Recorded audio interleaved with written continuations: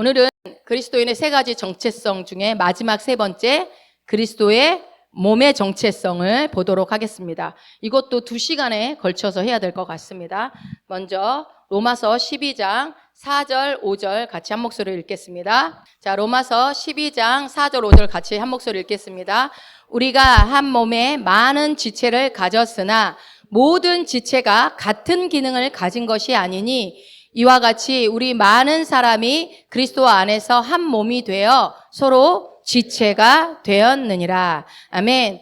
자, 우리가 가진 세 가지 정체성, 이게 정답은 아니지만 세 가지로 제가 요약해서 설명을 드리고 있죠. 첫 번째는 뭐였죠? 하나님의 아들의 정체성, 아들의 정체성. 두 번째는요, 그리스도의 신부의 정체성. 그리고 오늘 말씀드릴 세 번째는 그리스도의 몸으로서의, 몸의 지체로서의 정체성. 이 세 가지의 정체성을 누가 가지고 있죠?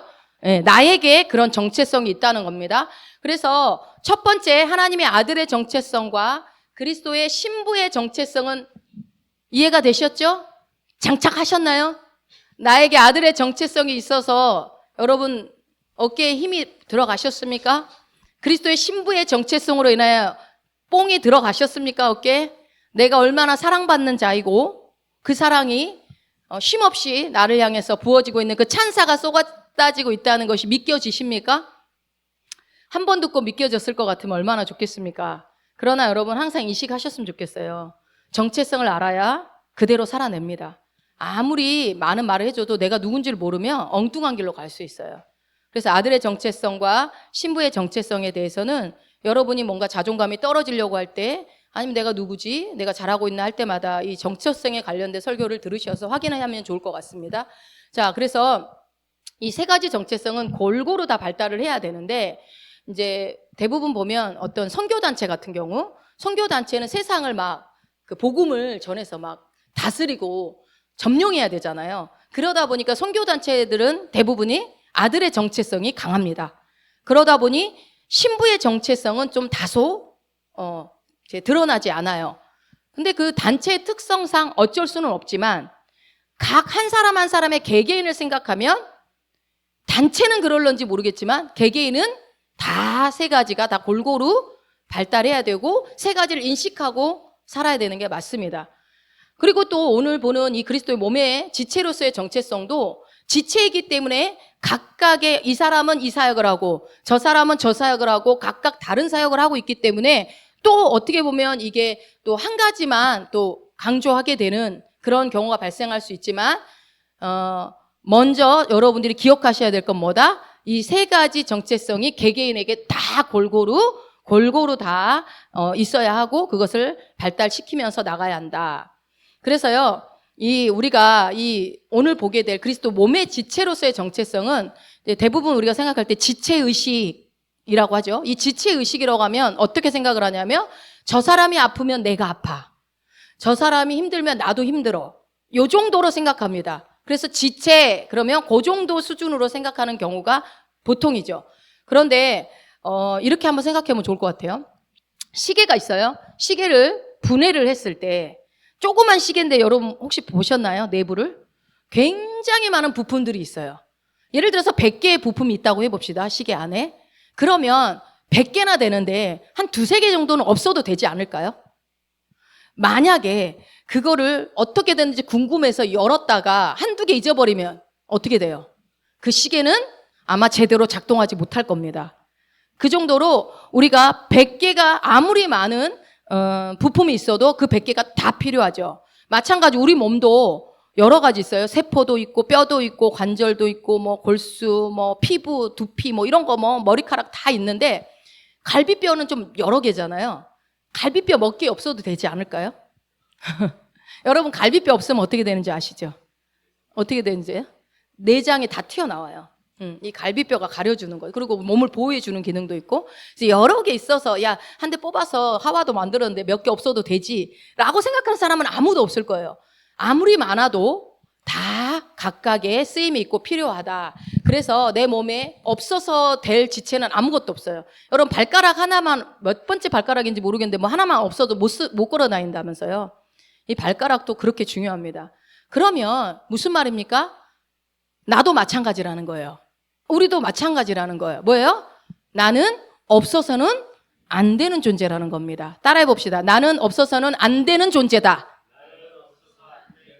예, 아멘. 여러분은 없어서는 안 되는 존재라는 거예요. 예. 그런 의미에서 우리가 그리스도의 한 몸의 지체로서 이 아들의 정체성은 어디와 어디와의 관계라고 그랬죠? 세상과 나와의 관계라고 그랬어요. 그러니까 아들의 정체성을 가지고 있는 사람이 세상을 점령해요. 세상을 다스려요. 그러니까 세상에 나가지 못하고 세상에서 다스리지 못하는 자는 이 아들의 정체성이 잘 장착되지 않은 사람입니다. 그래서 아까 선교단체가 아들의 정체성이 강하다고 그랬어요. 그거를 계속 강조하니까. 그러면 두 번째 신부의, 그리스도의 신부의 정체성은 어디와 누구와의 관계라고 그랬죠? 나와 주님과의 관계라고 그랬어요. 내가 그리스도의 신부니까 나와 주님과 관계죠. 그러면 오늘 이 그리스도의 몸은 누구와의 관계일까요? 그리스도의 몸은 누구와의 관계일까요? 자, 우리 서로서로의 관계입니다. 우리 서로서로의 관계. 자, 정리가 되시죠? 세상과 나와의 관계는 아들의 정체성, 주님과 나와의 관계는 그리스도의 신부의 정체성, 그리스도의 몸의 지체로서의 정체성은 우리 서로서로의 관계다. 이렇게 이해하시면 돼요. 그래서요, 우리가 그리스도 안에서 우리 한 교회 안에서 인간관계가요, 이것에 대해서 내가 그리스도의 몸의 한 지체다라는 의식이 없으면 이것에 이 관계로 서로 이해하는 것이 안 돼 있으면 어떻게 해요? 나를 인식하지 못하면 교회가 어렵습니다. 쪼개지고 갈라지고 분란이 생길 수 있습니다. 많은 문제가 생길 수 있어요. 그래서 교회에 쪼개지고 갈라지는 건 대부분이 거의 뭐예요? 거의 99.9% 이 그리스도의 몸의 지체로서의 정체성이 없어서 그래요. 그래서 아주 중요하죠. 자, 또 복습해 봅니다. 하나님의 아들의 정체성의 반대는 뭐라고 그랬죠? 아들의 반대? 종. 아들인데 종처럼 사는 것만큼 미련한 게 없다고 그랬어요. 우리는 아들입니다. 예. 종이고, 그리스도의 신부의 반대는요? 시녀 또는 음녀. 근데 시녀가 우리 한국교회는 굉장히 많아요. 일만 해. 하나님과 교제는 안 하고 일만 해. 일만 하면 하나님 나 좋아할 거라고 생각해요. 아니요. 먼저 하나님 어떻게 해요? 교제하기를 원하셔요. 친밀한 관계를 원하십니다. 또 음녀는 뭐예요? 주님 외에 다른 것들을 의지하는. 자, 그렇다면 그리스도의 몸의 반대는 뭐라고 그랬죠? 기억나시나요? 기억 안 나요? 복제품, 공산품, 생산품 공장에서 똑같이 찍어내는 복제품. 그래서 똑같은 거. 그런데 왜 그래요? 이게 뭐 만든 얘기는 아니에요. 성경에 써 있는 얘기는 아니니까 그렇게 예를 드는 거예요. 그러니까 공장에서 똑같이 찍어내듯이 핸드폰이 똑같이 이걸로 똑같이 다 찍어내서 똑같은 기능으로 똑같은 역할을 하는 거예요, 일을. 그래서 그렇지만 뭐예요? 하는 일도 똑같죠. 이 핸드폰은 똑같은 거니까. 기능도 똑같겠죠. 그런 것처럼 근데 앞서 말씀드리기 어땠어요? 시계의 부품을 열었을 때 100개나 부품이 있다 할지라도 그 각각의 다 필요가 있듯이 우리 몸도 여러분 심장이 하나고 뭐 위가 하나 있고 뭐 간이 있고 이렇게 신장이 있고 이렇게 다 나눠져 있는 오장육부가 있죠. 그런데 그렇게 안 돼 있고 막 위가 5개야. 아니면 심장은 뭐 심장이 2개고 그 대신 뭐 신장이 없거나 뭐 그러면 돼요? 그렇지 않잖아요. 위만 5개 막 먹기만 하나? 그러지 않은 그런 것처럼 이 오장육부라는 게 다 필요에 의해서 이제 다 있어야 되죠. 저희 엄마 보니까 쓸개를 떼내고 나니까 거기에 따른 또 그게 별거 아닌 것 같지만 부작용이 또 있어요. 맹장도 마찬가지겠죠. 없어도 살기는 살지만 떼어내는 순간 부작용은 있고 불편함이 있어요. 다 그래서 모든 장기는 그 쓰임에 따라서 다 필요합니다. 존재해야 합니다. 그래서 우리가 여기서 먼저 우리가 자유하셔야 돼요. 이 설명을 다 아는 얘기를 왜 하냐면요. 여러분들이 지체로서의 정체성을 가지고 있다고 한다면 자유할 수 있다라는 거예요. 왜 자유해요? 나는 저 권사님이 아니에요. 나는 저 장로님이 아니에요. 나는 저 집사님이 아니라고요. 나는 나예요. 그러니까 그 사람이 이렇게 잘했다고 해서 나도 똑같을 필요가 없다라는 거예요. 다 다르다라는 거죠. 그래서 여러분 롤모델이라는 게 있죠. 롤모델. 롤모델은 뭡니까? 뭐 우리의 롤모델이신 예수 그리스도 이건 뭐 괜찮아요. 뭐 그렇게 따라가려고 하지만 그렇다고 우리가 예수님처럼 되기는 쉽지 않지만 근데 만약에 사람의 당신의 롤모델이 누구입니까? 그러면 내가 존경하는 이 목사님입니다. 뭐 이렇게 했다고 해봅시다. 그러면요. 여러분 내가 따르고 싶은 사람을 롤모델로 삼아서 그 사람을 따르려고 할 때 어떤 현상이 있죠? 그 사람이 하는 것을 그대로 따라해요. 그렇죠. 그래서 어때요? 그분이 하는 말투, 그분이 하는 행동, 그분이 얘기하면 얘기하고 뭐 이렇게 똑같이 흉내내는 그렇게 돼요. 근데 그렇게 한다고 한들 그 롤모델이신 그분과 내가 똑같아지나요? 아니요. 흉내는 비슷하게 낼 수 있을지 모르겠지만 절대 똑같아지지 않습니다. 절대. 목소리, 말투 다 흉내낼 수 있겠지만 똑같아지지는 않아요. 그래서 자칫 여러분 우리가 롤모델 때문에 내 자신에게 오히려 피해가 올 수도 있습니다. 왜 그래요? 내가 그 사람처럼 되지 못하는 것 때문에 나를 정죄할 수도 있고 힘들어할 수 있고 나는 안 되나 봐 하는 그런 실패감에 빠질 수도 있다라는 거예요. 그런 측면에서 봤을 때 이 롤모델이라는 게 성경적으로 맞는 건지는 사실 잘 모르겠어요. 롤모델은 우리 예수님 말고는 다른 인간에게서 찾을 필요는 없을 것 같습니다. 그 목사님이 이렇게 했다고 나도 똑같이 그 목사님처럼 해야 된다? 그건 아닌 것 같아요. 그렇지 않습니까? 그래서 우리는요, 왜 그래요? 하나님이 만약에 훌륭하신 분이 있어요? 그분처럼 다 해라 그러면은 다 똑같이 그 사람처럼 만들었겠지. 왜 우리를 골고루 이렇게 어중이 떠중이 다 이렇게 이렇게 다 골고루 만드셨겠어요. 그죠? 그 이유가 있지 않겠습니까? 한 사람 한 사람을 다 다르게 만드시니. 요즘이 아니죠. 이제 그 과학이 발달하다 보니까 두뇌 과학의 연구가 되게 활발하게 이루어지고 있어요. 그래서 말씀도 지금 두뇌 과학으로 다 풀어내고 있는 상황인데 이 두뇌 과학의 얘기를 듣다 보면 여러분 이제 우리가 요한계시록에 보면 여호와의 7 영이라는 게 나오고 뭐 집에 7 기둥 이런 것들이 나와요. 7 등불 막 이렇게 나오면서 그래서 이것을 어떤 두뇌 과학자가 어떻게 얘기를 했냐면요. 우리의 뇌를 옆으로 했을 때 자르면 7개로 영역을 나눌 수가 있다고 그래요. 7개로. 그러면 7개 영역을 나누면 그 7개가 1번부터 7번까지 있다고 해봅시다. 그럼 어떤 사람은 2번으로 시작했다가 4번으로 갔다가 3번으로 갔다가 1번으로 갔다가 5번으로 갔다가 6번 갔다가 7번으로 이렇게 끝나는 경우도 있고 어떤 사람은 7번에서 시작했다가 2번으로 갔다 1번으로 갔다 이렇게 왔다 갔다 하다가 그 7개를 다 돌고 어서 끝나고 그래서요 이 지구상의 전체 모든 사람 중에 단 한 명도 똑같이 생각하는 사람이 없대요. 다 다르대요. 이게 순서가. 이게 다. 그러니까 시작을 어디서 하든 지금 여러분이 지금 제 말씀을 듣고 있을 때 이 7개 영역을 지금 뇌에서 왔다 갔다 하는데 여러분이 다 다르다는 거예요. 누구는 지금 3번에 있고 누구는 4번에 있고 누구는 5번에 있고 이렇다는 거예요. 뇌과학의 연구를 해보면.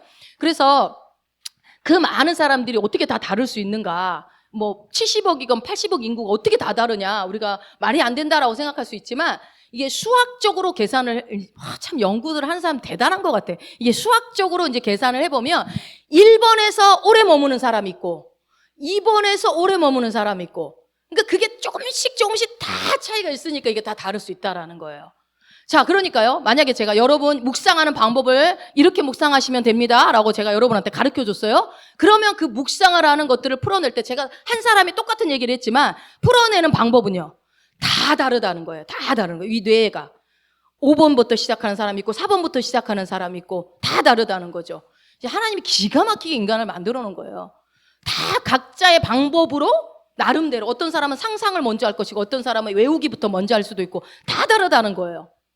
그래서 이 연구가 그렇게 이제 뭐 그렇게 나와서 우리의 뇌에 대한 그 위대함에 대해서 얘기를 하는데 그래서 우리는요 뭐예요? 이 그리스도의 몸으로서 이 지체라고 할 때 뭐 공장에서 똑같은 제품을 똑같이 찍어내서 이렇게 해버리게 한다면 이거는 그리스도의 몸의 지체로서의 정체성이 아닌 거예요.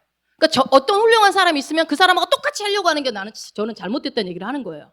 훌륭한 것들을 물론 우리가 참고해서 배우는 것들은 필요하겠지만 똑같이 할 필요는 없다라는 거예요.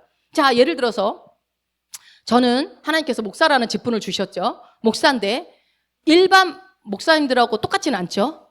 일반적이지는 않죠. 온종훈 목사님 고개를 굉장히 까딱까딱 하시는데 여러분들이 생각하는 일반적인 그런 목사님의 상은 뭡니까 그러면? 어떻습니까? 머리가 하얘야 됩니까? 아니면 어떻게 해야 됩니까? 아니면 여자 목사님들 같은 경우는 어떻게 해야 돼요? 반짝반짝 반짝 입고 와가지고 저희 학교에서 보니까 목사님들이 옷을 다 똑같이 입고 맞춰서 입고 오시더라고요. 레이스 똑같이 달리고 브로치 똑같이 달고 머리는 확 이렇게 하고 오시더라고요. 그리고 뭐 이렇게 드려서 죄송하지만 연세중학교는 다 똑같잖아요. 기도원 목소리 다 똑같으시잖아. 목사님들 싹 다. 아니 여러분 그러면요 이 목사의 모습이라면 다 똑같아야 됩니까? 그래서 그런 말 하잖아요. 우리가 저분은 진짜 목사님 같아. 누가 봐도 목사님이야. 그럼 저는 뭐겠어요? 누가 봐도 목사 아니죠. 예수 안 믿는지 알죠? 예, 교회 다녀요? 이렇게도 물을 수 있죠. 자, 그래요. 왜 그럴까요? 제가 뭐 그 앞에서 뭐 목사가 아닌 것 같은 행동을 했습니까? 어떤 죄를 졌습니까? 제가 뭐 말을 쌍욕을 했습니까? 뭐 아무것도 한 것도 없는데 그냥 말 몇 마디 듣고 목사라는 말을 하면 깜짝 놀래요. 너무 기분 나빠요. 근데 모르겠어요. 어떤 기대를 하고 그렇게 생각을 했는지는 모르겠지만 우리 안에 그게 있다라는 거예요. 이 권사님 그러면 뭐 이래야 되는 거, 장로님 그러면 이래야 되는 그런 것처럼 그게 상이 있다라는 거죠.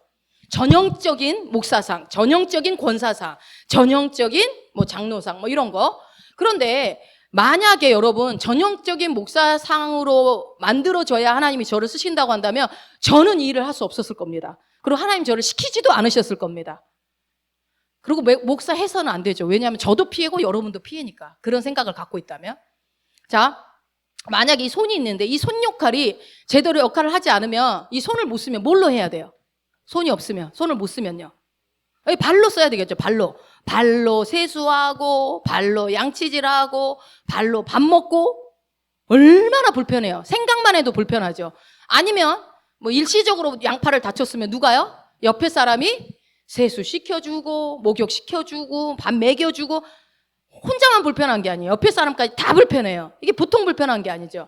그래서 그 손이 자기 역할을 제대로 해주지 못하면 그리스도의 몸에서 각자의 지체의 역할들이 서로 역할을 못 해주면 다 불편한 거예요. 교회가 전체적으로 불편해지는 거예요. 그래서 이 교회가요 제대로 안 굴러가는 건 뭐예요? 어떤 각자의 지체들이요 여러분 숫자가 적건만큼 그건 중요한 게 아니에요. 각 하나님이 그 붙여주신 그 인원수대로 그 교회는요 돌아가게끔 하나님은 다 만들어놨어요. 운영되게끔 다 만들어놨단 말이에요. 근데 누군가가 그 역할 지체를 뭐 목사가 됐건 장로가 됐건 집사가 누가 그 역할들을 제대로 못했을 때는 어떻게 됩니까? 이게 교회가 올바로 기능하기가 어렵습니다. 가정도 마찬가지죠. 가정도 아빠는 아빠 역할, 엄마는 엄마 역할. 근데 엄마 역할을 애가 해. 막 이것도 이상한 거예요. 일시적으로는 가능하겠지만 그게 되게 중요하다는 거죠. 그리고 제가 만약에 이게 그리스도의 몸에 제가 눈이라고 해봅시다. 제 역할이 이제 눈이라고 해봐요. 그러면 발은 좀 억울하지 않습니까? 저는 여기 앞에서 이렇게 스포트라이트를 뭐 무대에 서서 여러분 앞에서 굉장히 대단한 척하고 이러고 있지만 만약에 뭐 화장실 청소하거나 뭐 청소하고 있고 막 그러면 기분 나쁘십니까? 그런 경우 많이 있잖아요. 기분 나빠. 나만 구진이라고. 조혜경 쟤는 저 앞에서 그냥 화려하게 영상도 막 찍어주고. 그러면 여러분 그래서 제가 눈이니까 막 눈에는 어떻게 해요 여러분? 화장할 때? 막 아이라인을 막 그려주고 마스카라로 막 그냥 쳐 올려주고 막 아이섀도우로 색깔을 넣어가지고 막 눈이 부리부리부리하게 만들어주고 막 눈 아래다가 막 색깔 렌즈 같은 거 넣어가지고 막 노란색 파란색 막 버쩍버쩍하게 막 눈은 막 별짓을 다 해. 그런데 발은요? 발은 왜 마스카라 안 해줘요? 발에 있는 난 털에다 해주면 되잖아요. 마스카라. 그럼 이상하잖아요. 발에 털에다 마스카라 해주는 거 정상이에요? 정상이지 아니죠. 나는 내 코를 빛내고 싶어. 그래서 코에다가 아이섀도우를 막 발라. 색깔을 막 색조를 넣어 코에다. 그럼 어떻게 돼요? 이상하잖아요. 이상한 거죠. 그래서 여러분 우리가 내가 누군지를 알면 내 역할이 어떤 역할인 줄 알면 내가 지체로서 어떤 역할인 줄 알면요. 다른 사람이 막 박수 받을 때 아무렇지도 않아요. 다른 사람이 막 박수 받을 때 자유할 수 있어요. 자, 마스카라는 누가 칠해야 제일 이뻐요? 속눈썹에 칠해야 제일 이뻐요. 마스카라는. 그런데 우리가 그것을 그리고 어떤 것들은 그렇게 막 강조를 해야지 예쁜 게 있어요. 그러나 어떤 지체는요. 숨겨야 예쁜 게 있어요. 좀 숨겨줘야. 그렇지 않아요? 좀 숨기고 감추고 드러나지 않아야 예쁜 것들이 있단 말이에요. 더.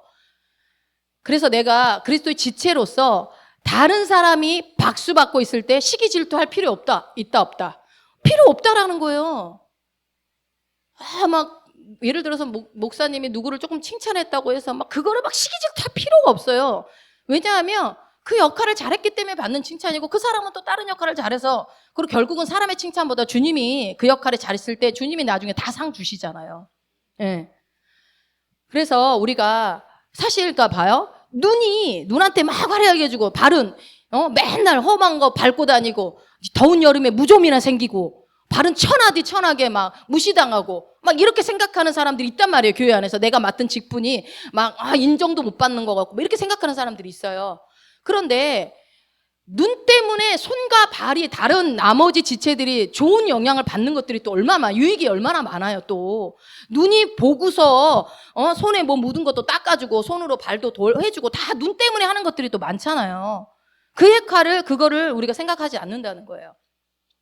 그래서 만약에 우리가 그리스도의 몸의 지체로서 복제품, 영어로 뭐 프로덕트 뭐 그런 게 아니라고 한다면, 복제품이라고 한다면 다 똑같은 일을 해야 돼요. 손이 하는 일을 발도 하고 막 다 손이 하는 일을 막 눈도 하고 머리도 하고 막 다 한다고 막 이상하잖아요. 그죠? 그래서 그리스도의 이 몸의 지체로서의 이 역할에 뭔지 제가 이 복제품을 말씀을 드리는 이유는 똑같이 하면 안 된다는 얘기를 하는 게 뭐냐면 이 반대를 알아야 이 진짜를 알 수 있기 때문에 그렇습니다. 자, 다시 그래서 기억합시다. 종이 아니고 우리는 뭐라고요? 아들입니다. 우리는 종이 아닙니다. 아들입니다. 상속자입니다. 그리고 신녀와 음녀가 아니라 그리스도의 신부입니다. 복제품이 아니고 우리는 유일무이한 지체입니다. 딱 하나밖에 없는, 한 명도 없어서는 안 돼. 그래서 우리 시온성교회 그 어느 누구도 한 명도 없어서는 안 돼요. 다 있어야 돼요. 정확하게. 자, 그래서 아들의 신분은 어디서 나왔다고요? 어디로부터 이 신분이 나왔어요?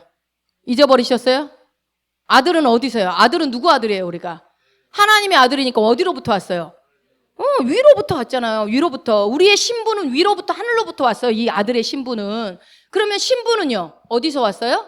그리스도에게서. 그렇죠? 그리스도에게서. 그런데 이 그리스도의 몸은 그리스도 안으로 들어가서 침례를 받습니다. 자, 우리가 저번에 보여줬던 이걸 보세요. 자, 그리스도의 몸 안으로 누가 들어가 있어요? 우리가 지금 다 들어가 있는 거예요. 저 큰 몸 안에 다 들어가 있어요. 이거는요, 여러분 어느 종교에도 없는 얘기입니다. 이거는 정말 너무너무 아름다운 정체성이에요. 그래서 어떻게 해요? 자, 정리해보면, 우리의 정체성을 정리해보면 우리는 어디서부터 나왔다고요? 하늘로부터, 위로부터, 하나님으로부터 나오고 그리스도 안으로 들어가서 이제는 또 어디로 다시 들어가요? 그리스도의 신부가 되고 다시 그리스도 안으로 들어가 침례를 받게 되는, 그러니까 그리스도 안으로 다시 들어가게 되는 거예요. 나와서 그리스도에게서 나와서 신부가 되죠. 그래서 다시 그리스도 안으로 들어가서 그리스도의 몸의 지체가 된다라는 거예요. 여러분, 이게 굉장한 신비예요. 너무너무 놀랍고 아름다운 신비죠. 그래서 각각의 지체가, 여기 한 명 한 명 한 명 사람들 있죠. 이 각각의 지체가 예수 그리스도의 한 몸을 이루는 거예요. 이것이 정말 어느 종교에도 없는, 오직 그 기독교라는 이 그리스도인들에게만 있는 너무나 아름다운 하나님이 주신 정체성이라는 겁니다. 여기에 내가 있다라는 거예요. 자, 다시요. 하늘 아버지에게서 누가 나왔어요? 우리가 나왔어요. 그래서 아들이 됐어요. 그리고 어떻게 해요?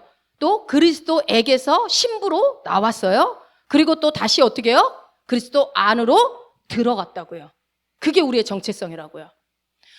우리의 근원도 아름답고 우리가 지금 현재 거하는 것도 너무나 아름다운 거예요. 그래서 우리가 예수 아름다우신 선하심, 그 아름다우심을 찬양, 이 아름답다라는 게 우리가 뭐 미적인 그 아름다움만 생각하는 게 아니에요. 이 정체성에서 오는 이 정말 형언할 수 없는 이 정체성의 아름다움, 상상할 수 없죠.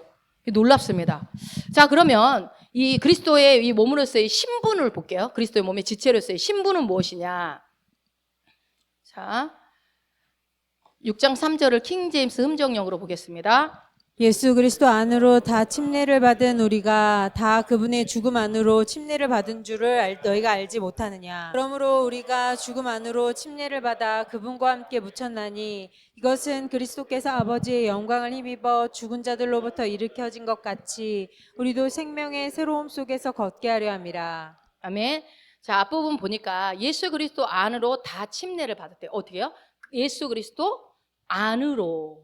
그러니까 우리는 예수 그리스도 안으로 들어가는 것이 뭐예요? 침례를 받은 거예요. 그래서 우리가 물 침례라는 것, 이거에 대한 증포를 우리가 받는 거죠. 상징적으로. 근데 원래 영적으로는 뭐예요? 그리스도 안으로 우리가 다 침례를 받아야 들어가는 거예요. 자, 우리가 다 그분의 죽음 안으로 침례를 받은 줄을 너희가 알지 못하냐. 죽었다가 다시 살아나는 침례.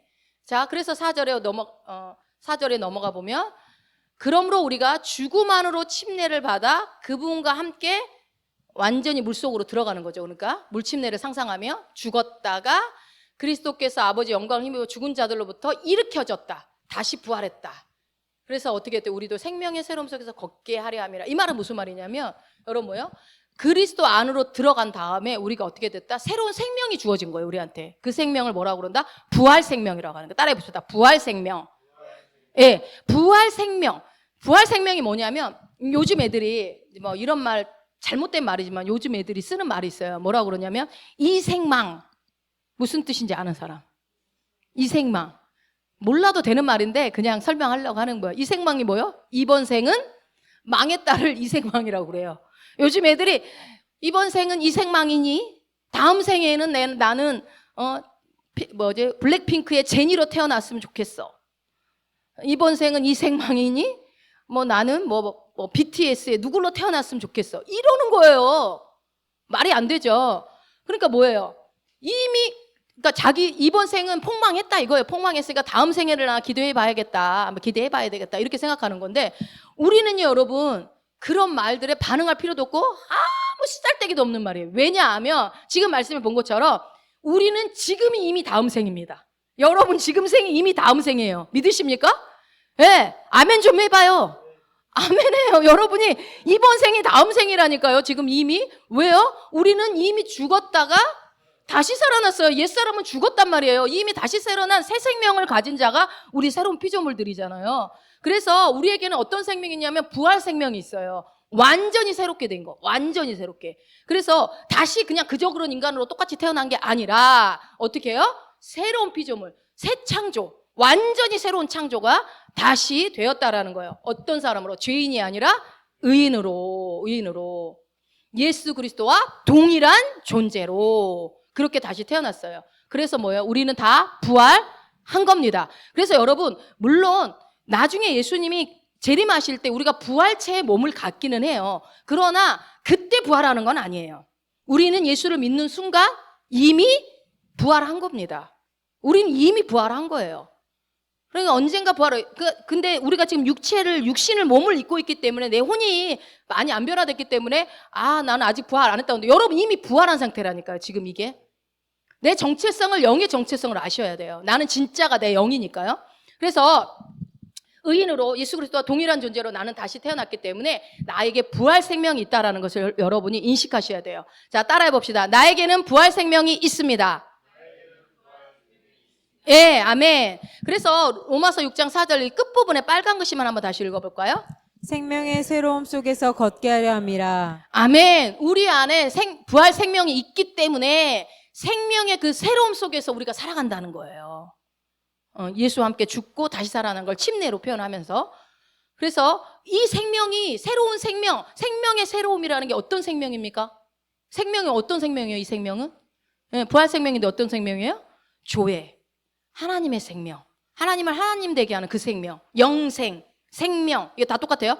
그 하나님의 생명, 조회의 생명, 완전히 새로운 생명이 내 안에 주어지게 된 겁니다. 그래서 이게 우리가 눈에 보이지 않는 영적인 세계 것들을 얘기하는 거기 때문에 이해가 잘 안 될 수는 있지만 이것이 우리가 그냥 인식하고 아멘하면 돼요. 우리는 지금 이미 부활해서 지금 다시 살고 있는 겁니다. 그래서 우리는 죽음이 없어요. 그냥 육체의 죽음은요, 그냥 쇠퇴해서 그냥 벗어나는 것뿐이지 우리는 죽지 않습니다. 죄와 사망의 멸에서 이미 해방되었기 때문에. 그래서 예수님이 오신 이유가 죽음에 막 밤낮 괴로워하고 무서워하고 두려움에 떨고 있는 자를 해방시키기 오셨다고 히브리서에 나오잖아요. 그래서 우리는 이미 죽음에서 해방된 자, 우리는 죽음을 두려워할 필요가 없어요. 감았다 뜨면 주님 품에 있기 때문에 죽음은 하등의 상관이 없습니다, 우리와. 자, 요즘 이제 아까 말씀드린 것처럼 요즘 애들이 태어나면 나는 다시 태어나면 뭐 아이유로 태어나고 싶어. 나는 다시 태어나면 아까 뭐 블랙핑크의 제니로 태어나고 싶어. 아니면 남자애들은 나는 다시 태어나면 얼굴 천재 차은우로 태어나고 싶어. 뭐 이렇게 얘기들을 하는데 왜 그러는지 뭐 다이유가 있겠죠. 왜 그렇겠어요? 예수가 없으니까 그래요. 자기가 부활 생명이 있다는 거. 근데 예수 믿는 애들 중에서도 이러면 안 되는 거죠. 그거는 부모가 교정을 시켜줘야 돼요. 너는 이미 부활했기 때문에 그럴 일이 없다. 너는 제니로 태어날 수가 없다. 이미 제니보다 더 예쁘고 얼굴 천재 차은우보다 더 잘생기고 이 세상에 존재하지 않는 그 새로운 피조물로 너무나 아름답고 위대하고 훌륭한 존재로 이미 다시 태어났기 때문에 너는 이걸 믿어야 된다. 이거를 알려줘야 돼요, 아이들한테. 이거를 안 알려주니까 믿는 애들이나 안 믿는 애들이나 자기한테 만족감이 없고 막 다른 사람이 되려고 얼마나 노력합니까? 막 부러워하고 그렇게 되려고 막 사사 사이즈 만들려고 엄청 노력하고 그 이상한 거예요. 그 잘못된 거예요. 그러니까 말씀을 가르쳐주면 그렇게 할 일이 없어요. 말씀을 모르기 때문에 그러겠죠. 그래서 우리 안에 내가 예수님을 영접하는 순간 실제로 내가 다시 태어나는 겁니다. 내 영이 다시 태어나는 거죠. 그랬을 때 생명의 새로움, 그 부활 생명이 나에게 장착이 되어진다. 새롭게 주어진다. 그래서 우리는 지금 살고 있는 삶이 어떤 삶이겠어요? 그러면 부활한 자의 삶을 사는 거예요. 부활한 자의 삶. 너무 멋지지 않습니까? 완전 다른 삶인데 이게 실감이 안 나죠. 실감이 안 나니까 여러분 내 안에 주어진 그 영 안에 주어진 축복들이 풀어지지 않는 거예요. 제가 이렇게 말을 해도요. 누군가는 어떤 영역에서 풀어지겠지만 누군가는 안 풀어져요. 왜요? 시간이 걸리겠죠. 계속 말씀을 들어야 되겠죠. 그래서 여러분 내가 예수 그리스도 안에서 몸의 한 지체가 될 때 나는 이미 몸의 한 지체로서 정체성 안에 뭐예요? 부활 생명이 있구나라는 것을 항상 인식하셔야 돼요. 내 생명은 뭐다? 나는 부활한 삶을 살고 있다. 항상 잊지 마세요. 그래서 여러분 보면 이 부활 생명이라고 그러니까 이제 여러분이 일상생활에 적용할 수 있는 얘기를 해드릴게요. 자, 우리 이렇게 암세포가 있잖아요. 몸에 암세포가 일반 건강한 사람들에도 그 암세포가 돌아다닌다고 하죠. 근데요, 이 암세포가 왜 계속 진행되는가 하고 이렇게 사람마다 이렇게 다 다르잖아요. 진행 속도가 다르고 어떤 거는 뭐 오래 지속되기도 어떤 뭐 잘 진행이 늦은 사람도 있고 그런 사람이 있는데 여러분 우리의 세포가 다시 태어나는 데는요 딱 11개월밖에 안 걸린대요. 완전히 다 죽고 완전 새롭게 태어나는데 뭐라고요? 11개월. 그러면 여러분 11개월이면 다 죽고 완전히 건강해져야 되는 게 정상인 거죠. 그러니까 그죠? 그래서 만약에 내가 알러지가 있다고 한다면 그 알러지는 어떻게 알러지 세포는 11개월 뒤에는 사라져야 되는 게 맞는 거예요. 근데 왜 알러지는 작년에 왔던 알러지 올해도 또 올까요? 재작년에 왔던 알러지 올해도 또 오잖아요. 왜 그럴까요? 이유는 딱 하나예요, 여러분. 우리 몸은요, 어디에 지배를 받을까요? 내 혼의 지배를 받습니다. 우리의 몸은 우리의 혼의 지배를 받습니다. 몸의 상위 버전이 혼이고 혼의 상위 버전이 뭐라고요? 영이라고 그랬죠? 근데 이 혼의 지배를 받아요.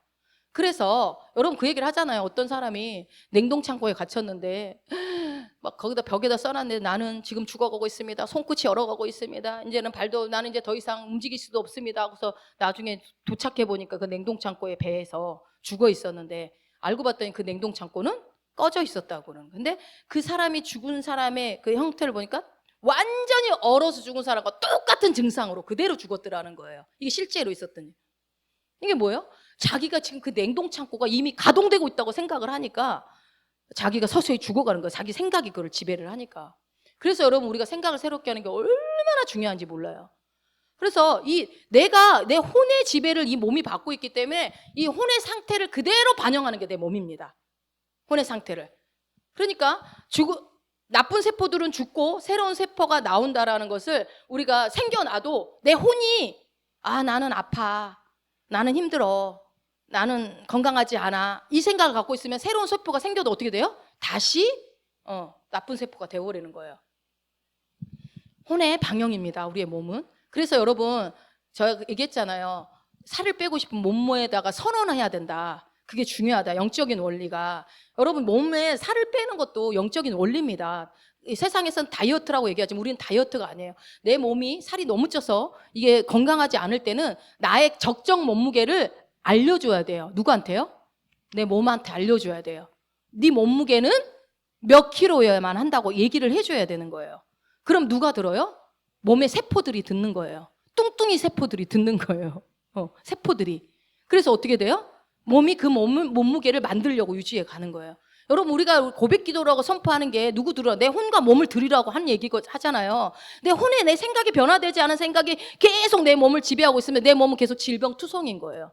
나이가 들었으니까 아프고 유전이니까 아프고 이래서 아프고 저래서 아프고라는 생각을 내가 했다고 그런 생각. 근데 그게 틀리다는 게 아니에요. 실제로 내가 나이가 들고 유전이 있어서 그런 증상이 나올 수도 있는 건 맞아요. 그러나 그것을 믿는 거예요. 그렇기 때문에 내가 아플 수 있다라는 거. 그것도 믿음이라니까요. 그러나 나는 그걸 거절할 거야. 나는 그 질병의 유전에 나는 매이지 않아. 나는 예수님이 채찍에 맞음으로 이미 다 나았다고 했기 때문에 나는 신성한 건강을 믿어. 이거를 선택하고 내가 선포를 해야 되는 겁니다. 그래서 이 생각이요.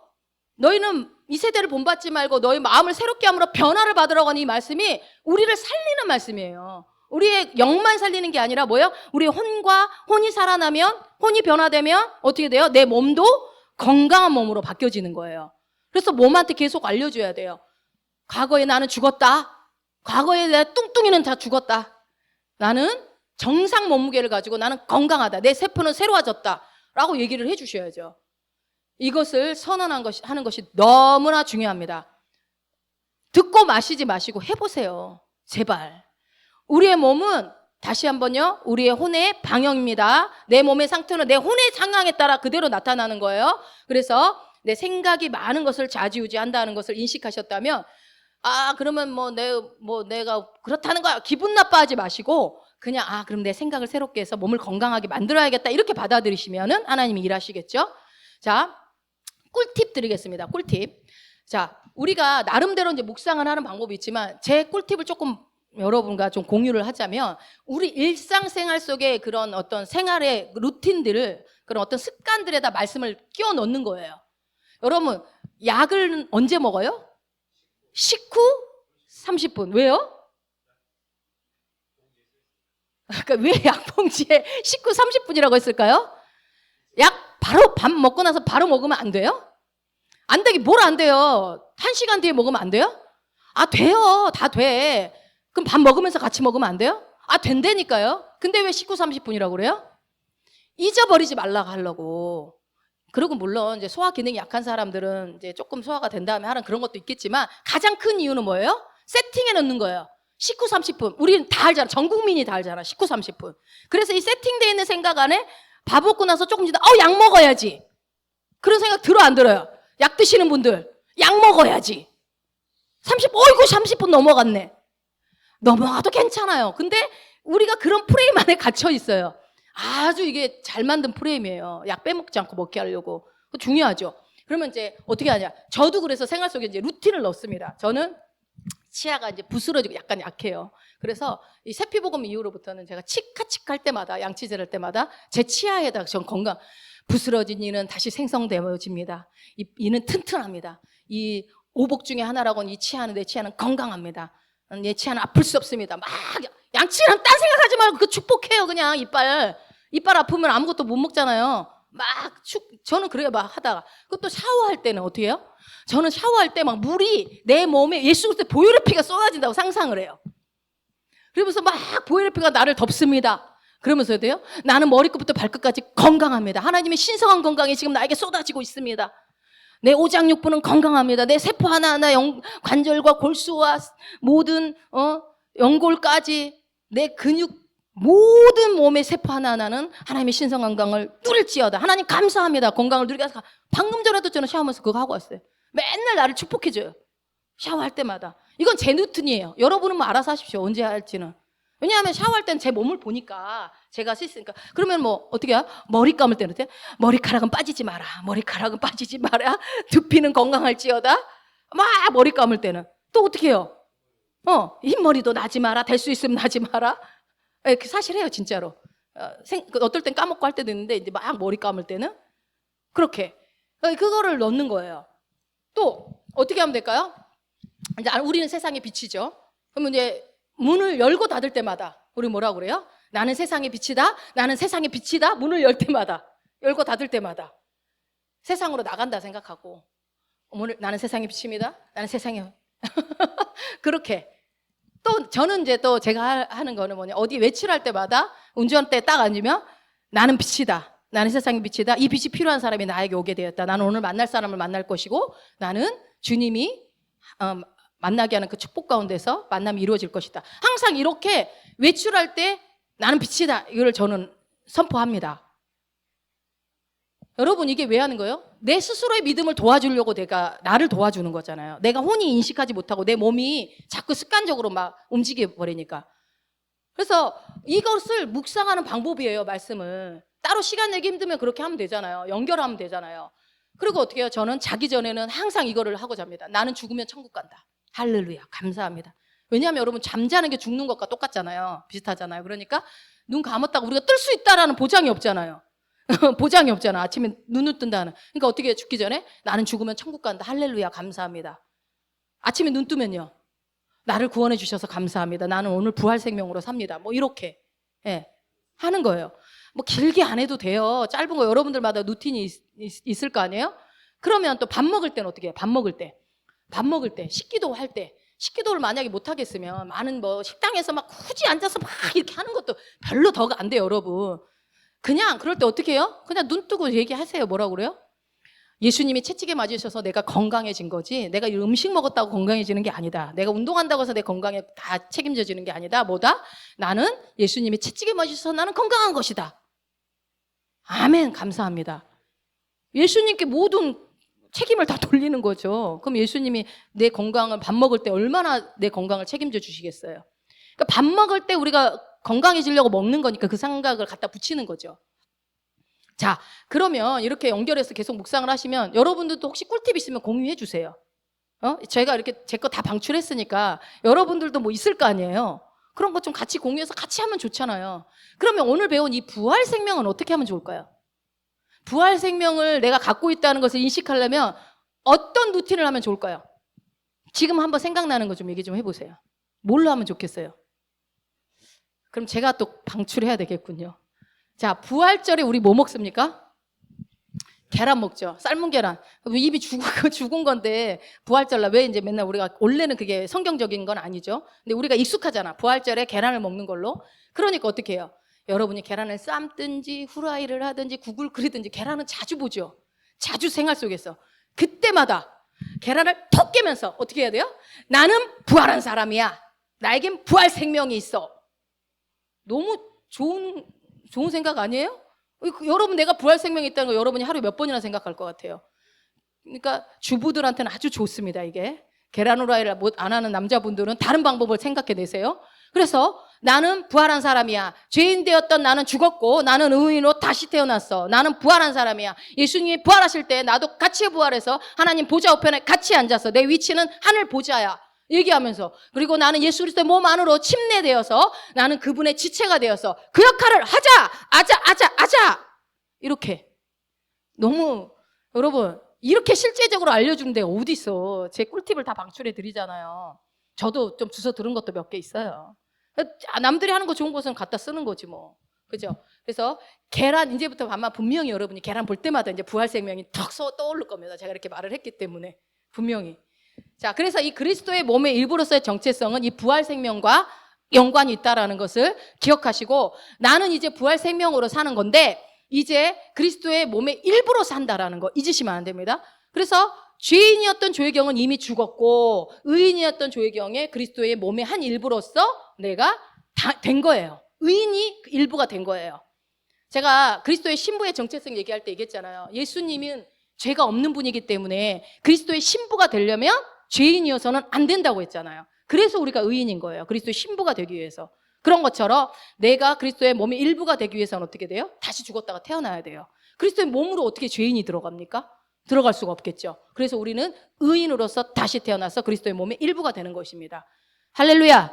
너무 좋죠. 너무 좋죠. 너무 좋습니다. 내가 그리스도의 몸의 일부라니 감히 어떻게 예수 그리스도의 몸의 일부가 될 수 있다니 이게 말이 됩니까? 이제 조금만 하고 마칠게요. 이제 하는 일은 각자 맡은 은사로 서로 섬기는 겁니다. 자, 이건 뭐 당연한 얘기인데 그리스도에게 신분으로 우리가 하는 일은 뭐냐면 각자 맡은 일, 그러니까 눈은 눈의 일을 하고 귀는 귀의 일을, 코는 코의 일을 하는 겁니다. 자, 근데 이게 문제가 뭐냐면요. 발견하기가 쉽지가 않아요. 내가 눈인지 귀인지 코인지 이거를 발견하는 게 쉽지 않다는 거예요. 근데 가장 어렵게 들리겠지만 가장 쉬운 방법을 알려드리겠습니다. 내 역할이 뭔지를 알려드릴게요. 자, 시편 37편 4절입니다. 또 여호와를 기뻐하라. 그가 내 마음의 소원을 내게 이루어 주시리로다. 아멘. 여호와를 기뻐하면 그 다음부터는 하고 싶은 거 하시면 됩니다. 네? 여호와를 기뻐하면요 그 마음의 소원을 주님이 주신다고 했잖아요. 그러니까 내가 여호와를 기뻐하면 그 다음은 마음대로 하셔도 된다라는 거예요. 근데 이 말씀만으로는 너무 위험한 거 아닙니까? 라고 한다면 신약의 말씀 로마서 12장 1절 그러므로 형제들아 내가 하나님의 모든 자비하심으로 너희를 권하노니 너희 몸을 하나님이 기뻐하시는 거룩한 산 제물로 드리라. 이는 너희가 드릴 영적 예배니라. 예, 여러분이 하나님이 기뻐하시는 산 제물이라면 하고 싶은 거 하셔도 됩니다. 자, 그럼 이 산 제물이 뭐냐면 주님이 이렇게 하려면 이렇게 하고 저렇게 하려면 저렇게 할 준비가 되어 있는 것을 산 제물이라고 하는 거예요. 예, 그 준비가 내가 되어 있다고 한다면 주님이 뭘 시키든지 뭘 하라고 하든지 내가 할 준비가 되어 있다고 한다면 그 다음은요 내 마음의 소원은 하나님이 주신 거라고 확신해도 됩니다. 이해가 되십니까? 그럼 어렵지 않죠? 예, 어렵지만 쉽죠. 자, 다 이렇게 그러니까 이거예요. 누군가가 다 이렇게 하는데 나 이렇게 해도 되나? 모두가 아니요 할 때 나는 예라고 할 수 있나? 모두가 예 할 때 나는 아니요라고 할 수 있나? 이게 여러분 뭐예요? 이게 복제품이에요. 남들 하는 거 그대로 다 따라하려고 하는 거. 그게 가장 안전해 보이고 옳아 보일 수는 있어요. 많은 사람들이 가는 길은 넓고 큰 길이라고 성경에도 그러죠. 그러나 그 길이 옳은 길은 아니라는 거예요. 하나님이 어떻게 해요? 우리에게 더 중요한 건 뭐예요? 하나님이 가라고 하는 그 길을 가야 되고 하나님이 하라고 하는 그 일을 하는 게 중요하다는 거예요. 저번에도 말씀드렸지만 선교사로 나가라고 한 적도 없는데 본인이 나가가지고 폭삭 망해갖고 하나님 나 이렇게 했다고 병 들어서 하나님 나에게 병 줬다고 하라고 한 적이 없어 하나님이. 그런데 본인이 하고 싶은 거 해놓고 하나님이 안 도와줬다라고 얘기하는 건 잘못된 거라는 거예요. 자, 목회자가 되기 위해서 유명한 신학교를 가고 전문 목사로서의 전문 양성 과정을 잘 이수하고 제가 만약에 이제 목사를 시작할 때 이수하고 큰 교회에서 신방 전도사부터 시작해야 되는데 그렇게 시작 안 해도 되나? 라는 생각을 할 수 있어요. 왜냐하면 이게 수순이니까. 목회 과정을 이수를 하고 전문 양성교육을 마치고 신방 전도사부터 여자분들은 대부분 그렇게 시작하죠. 그렇게 시작을 해야 된다고 생각을 해요. 근데 그러니까 그런 것들이 복제품처럼 이 과정에 딱 세팅해놓고 그렇게 안 하면 안 되는 거 아닌가? 라고 생각을 한다는 거예요. 근데 전에도 말씀드렸지만 하나님은 제가 막 준비할 때 그만하라고 그러시더라고요. 저한테. 정확하게 너를 준비하지 말고 너는 누구를 증거하려고 그러냐? 너를 준비시켜 너를 증거하려고 그러냐? 복음을 전해라. 그래서 그 뒤로는 저는 찾아보지도 않았습니다. 뭐 좋은 양성 과정, 뭐 무슨 박사 과정, 박사까지는 안 가더라도 무슨 뭐 MDIV 과정 같은 거, 쳐다도 안 봤습니다. 주님이 하라고 하는 일을 하고 하지 말라는 건 하지 않는 거, 그게 산재물이죠. 자, 그래서 주님 말씀에 내가 100% 순종할, 그러니까 말씀대로 내가 따라갈, 믿고 따라갈 그런 예스라는 그 마음을 준비하고 있다라고 한다면 내가 하고 싶은 대로 하셔도 된다라는 거예요. 그 마음이 있다면. 그렇게 해서 내 길을 찾아갈 수 있어요. 남들이 하는 대로 따라가지 말고.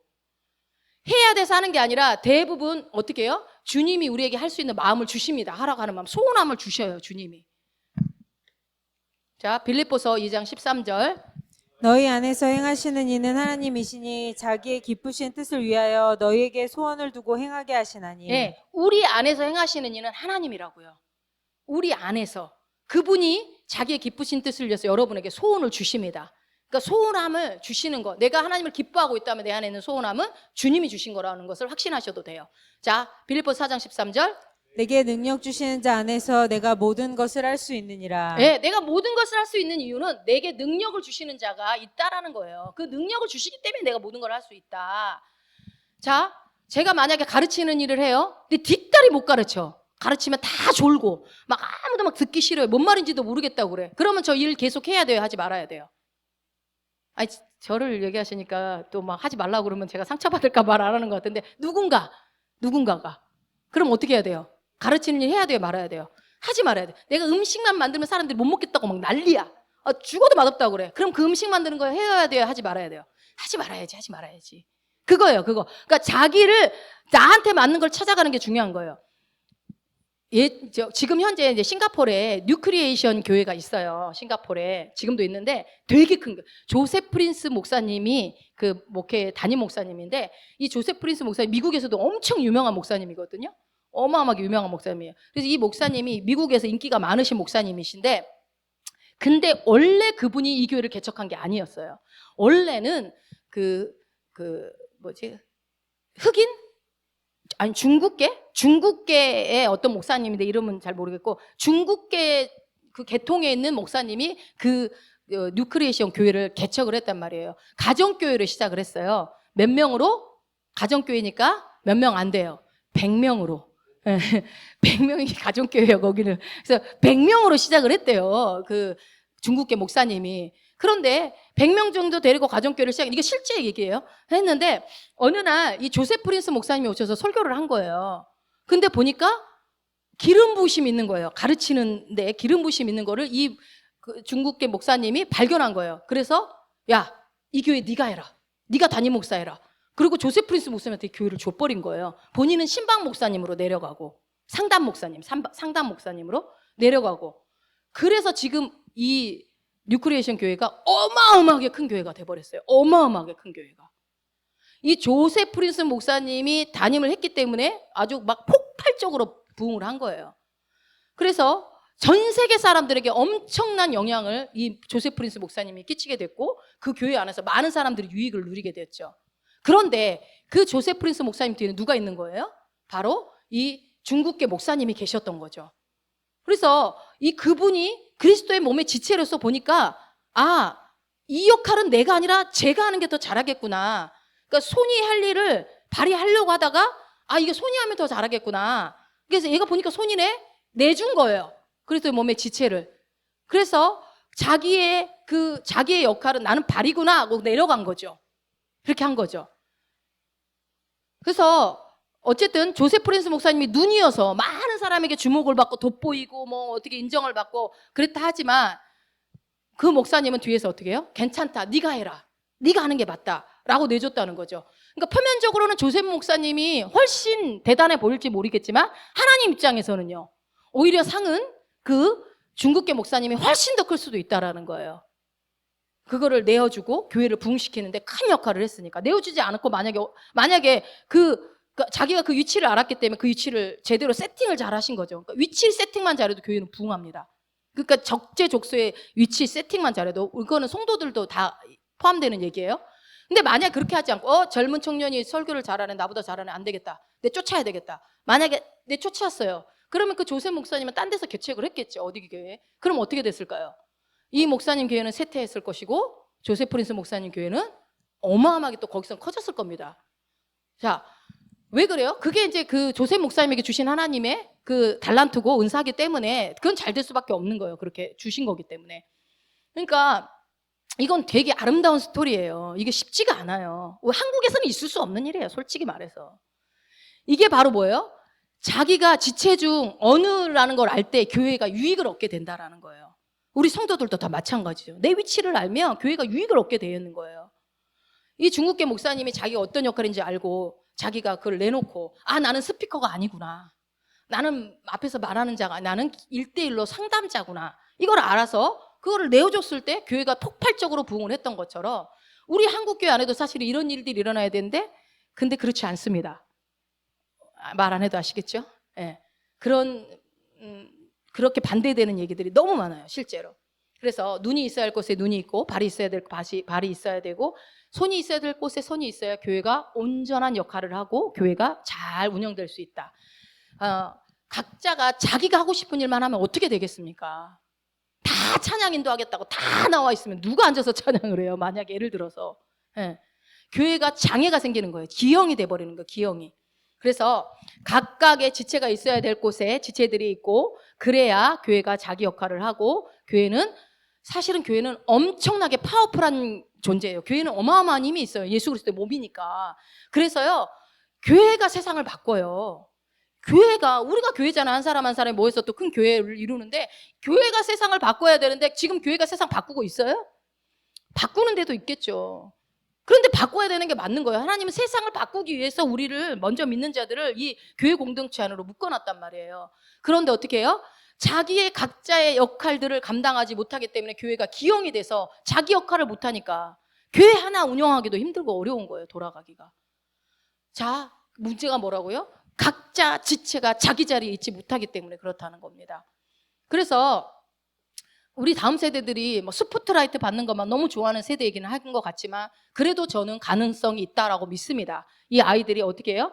자기가 있어야 될 곳을 아는 것이 제일 중요하다는 것을 가르쳐야 됩니다. 어느 곳에 있어도 너는 정말 중요한 존재라는 것을 알려준다면 내가 화장실 청소를 하더라도 정말 기쁨으로 할 수 있는 거예요. 그래야 화장실이 깨끗하면 기분이 여러 사람에게 유익이잖아요. 교회가 아름답고 건강하게 정상적인 몸으로 주님을 섬길 수 있도록 우리가 그 역할들을 해야 된다. 그래서 우리가 그리스도의 몸의 지체로서 하는 일은요, 각자가 자기에게 맡은 은사로 서로를 섬기는 것이다. 뻔한 얘기인 것 같지만 정말 중요한 얘기고, 내가 최고의 자리에, 빛나는 자리에, 드러나는 자리에 있고 싶어도 그게 내 자리가 아니라면 언제든지 내어놓을 수 있는 그런 사람을 하는 것이 더 건강한 사람이고 더 영적으로 성장한 사람이다. 자, 그 중국계 목사님이, 그 조세프 프룬스 목사님이 신학교를 어디 나왔는지 따졌을까요? 아마 안 따졌을 것 같아요. 그애가 어떤 박사학위가 있는지 어떤지 그런 걸 안 따졌을 거예요. 그의 눈에 봤을 때 성령의 기름 부으심, 그를 통해서 그 스피커로서의 그 기름 부으심이 있다는 것을 발견하는 순간, 이 사람이 하면 교회가 부흥하겠다는 것을 알아버렸을 거예요. 그렇게 했을 때 그게 바로 뭐예요? 그렇게 하면 엄청난 일이 일어나는 거예요. 그러니까 우리 한국교회 안에 사실 이런 일들을 각 교회 안에, 크고 작은 교회 안에 이런 의식이 있다고 한다면 교회는 정말 잘 돌아갈 수 있을 거라고 저는 생각합니다. 그래서 우리가 각자 맡은 은사대로 교회를 섬기겠다고, 하나님께서 내가 있어야 할 곳, 있을 자리에 만약에 내가 그리스도의 몸의 지체라는 것을 알면 하나님 내가 있어야 할 곳으로 보내주십시오 하면 하나님 반드시 보내주시죠. 있어야 할 자리에 있게 하시죠. 시간이 많이 가서 말씀 하나만 보고 다음 시간에 이어서 할게요. 로마서 12장 4절 5절입니다.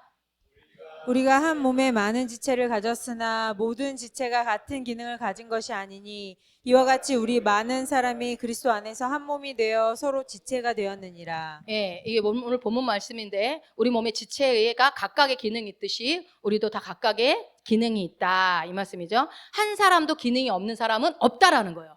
모두가 다 기능이 있습니다. 자, 고린도전서 12장 22절.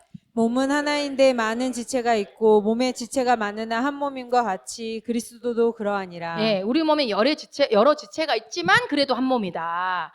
화장실 청소하는 사람이나 앞에서 말씀 전하는 사람이나 똑같은 그리스도의 몸의 지체다. 그래서 육신적으로 아주 독립적이지 않은 사람들은, 그러니까 독립적인 사람들은 이런 말을 싫어할 수도 있겠죠. 너 같이 하는 거 싫어하고 나는 혼자. 근데 독약청청 혼자 살 수는 없습니다. 특히나 교회는 그렇습니다. 그래서 우리는 말씀을 영적으로 봐야 되기 때문에 그 누구도 혼자 독립적으로, 그리고 목회자 혼자 교회를 다 할 수 없어요. 절대로. 아무리 능력이 탁월해도. 그래서 목회자들이 좀 탁월한 능력이 있으신 분들 많이 있겠죠. 근데 하는 게 시원찮아요? 그렇다고 내가 다 해버리면 안 돼요. 그러면 교회에 그걸 사람들이 그 역할을 못 할 수도 있는 거예요. 손이 막 다 할 수 있다고 발휘할 수 있는 것까지 다 막 손으로 걸어 다녀 버리고 막 그러면 안 되잖아요. 굉장히 중요합니다. 다른 지체가 있어야 나도 할 수 있는 거고, 내가 다른 지체에게도 영향을 미칠 수 있다는 거. 오늘은 여기까지 설명을 드리고, 다음 시간에는 은사에 대해서, 여러분들이 이때까지 듣지 못했던 은사에 대한 얘기를, 우리가 은사로 섬긴다고 그랬죠? 그 은사에 대해서 조목조목 설명을 간단하게 드리도록 하겠습니다.